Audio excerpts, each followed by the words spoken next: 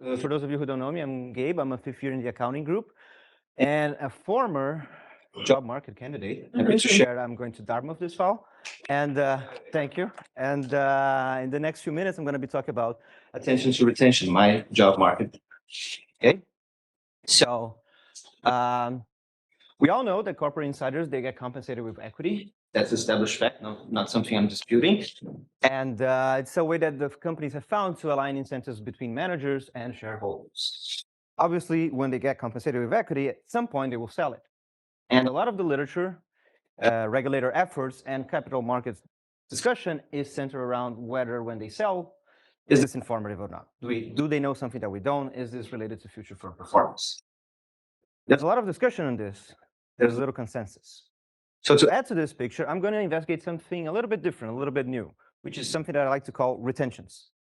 So retentions is the act of retaining shares after proposing to sell them. So an insider says, I'm going to sell shares, and then they change their mind and they retain shares.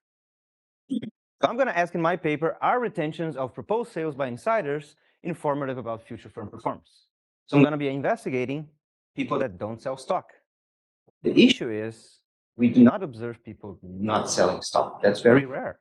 We're always not selling stock. We're not selling stock right now.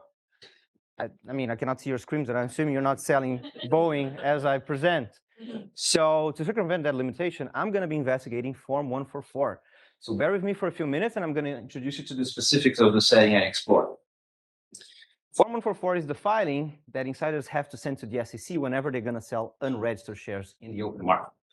So just so we're on the same page, every single publicly traded company, they have in their charter how many shares, authorized shares, they're allowed to sell to investors. And these shares can be divided into two groups, unregistered shares and issued shares. I'm interested in the first one. These are shares that have not been registered nor traded. So you can think about them as pre-IPO shares. They still retain voting rights, title to dividends. They're usually included in EPS calculations, but they are not part of the public float. These are issued shares that are more familiar with. So issued shares are shares currently owned by investors, that's the public float, or insiders, shares that have already been registered with the SEC. And also treasury stock that at some point in time has been repurchased by the company. I'm going to be investigating when insiders move shares from here to here. So let me give you an example of how selling a registered share works so you understand what I'm doing in my paper. This is Satya Nadella. Most of you know him. He's Microsoft CEO. And at some point in time, he got compensated with unregistered shares. Then, for whatever reason, he decided to sell those shares. To be able to do that, what does he do? He reaches out to a broker, in his case, Morgan Stanley, and he asks Morgan Stanley to help him in selling unregistered shares. Morgan Stanley is going to do two things. He's going to move the shares from his wallet into the market, but it's also going to file a Form 144. And in that filing, they're going to inform the SEC who's the seller, how many unregistered shares they're introducing into the public float, when is he expected to do so, what's the company, what's his role in the company, a lot of information. After informing the SEC of that intention, Satya is actually going to execute the sale. That's a second separate step, which is going to inform the SEC through Form 4.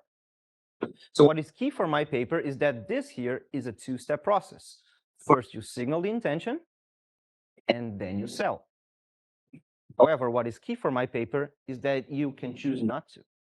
Form 144 proposed sales are not binding. You can retain shares at no cost, no disclosure, no fee, penalty, litigate, nothing. You can do that. It's legal. It's fine. The SEC allows you to do so. So that allows me to observe retentions. That's the one setting that I could find that you can see an insider changing his mind and not selling shares after he said he was gonna.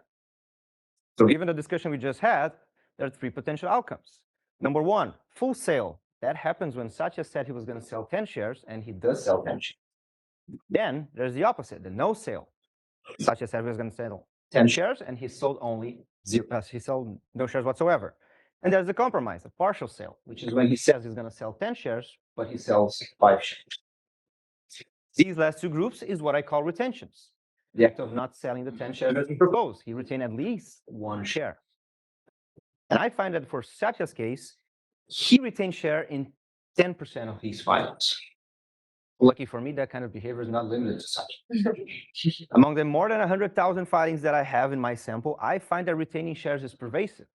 As much as 36% of the insiders change their mind and decide not to sell the shares after they said they were gonna, which was kind of striking to me. First of all, I thought the number was very high, and when I became acquainted with the literature, nobody talks about not selling. They're all equating a proposal to a sale, which is not true. So that got me excited about this project. But the natural next question is, okay, so why do they retain shares? Why are they doing so? And I'm going to hypothesize, obviously, it's because they have some sort of idea, anticipation of how the stock price is going to fluctuate in the future. And why is that? Well, they're insiders. They have information that we don't, and they can not trade on that. There's no penalty on doing so. So I'm going to hypothesize that it's because they hold private information that they're going to retain shares. Let me make this a little bit more visual for you guys. So on the y-axis, we have stock price. On the x-axis, we have time. The black line represents the stock price of a company. At some point in time, the insider is going to propose a sale, as illustrated by the dotted line. What I'm saying is that, well, if he changes his mind and he retains shares, is because he's anticipating that prices are going to go up. More than enough economic motivation for them to retain shares and maybe sell in the future. And I'm going to compare that outcome with when they sell, obviously, but also when they actually don't even propose sales. That's going to be my benchmark group. So that's the first mechanism I'm going to be testing in my paper. The second mechanism is that insiders, they are encouraged to think about their stock price and assess whether or not it's mispriced.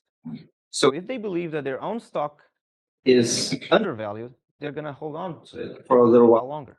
So very similar idea, with the difference that there is a dip just before the proposed sale. So I wish I had more time to go over the specifics of the empirics, but I'm just going to run a simple regression. I'm going to regress returns in the next month on retention behavior in the previous month. So how many retentions happen, how many full sales happen, how many filings happen. I'm going to run different configurations of that regression, and I'm going to show you, a few tables in a minute. And then, obviously, I'm going to include the usual suspects for future returns and do some econometric housekeeping. Shout out to Josh Angus. So let me show you some things before I wrap up. This is my main result. The first thing that I do is that I regress 1 month ahead returns on the act of just filing per se. And I find that this is not significant. There's no relation whatsoever, which is consistent with the literature. Just filing doesn't inform us of anything. However, once I decompose the filings into their outcomes, whether it's a sale or a full retention, I find that retentions are significantly positive and sales are significantly negative, just as hypothesized. There's a relationship between retaining shares and positive future returns.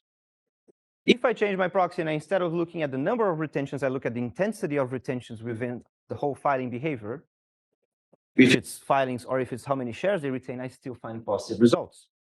You're going to have to trust me on this one because I don't have time, but it's roughly equating to 4% returns a year. So 3 slides ago, I showed you on my hypothesis development slide that this is what I'm going to answer in my paper. I just showed you that there is a relationship between insiders retaining shares and stock price fluctuations. Now I'm going to talk a little bit about private information and mispricing. I wish I had more time to show you more stuff, but just as an example, I run a falsification test in which I look at lower level employees. You're less likely to have private information if you are a plan manager than if you are the CEO. So let's look at the plan managers now.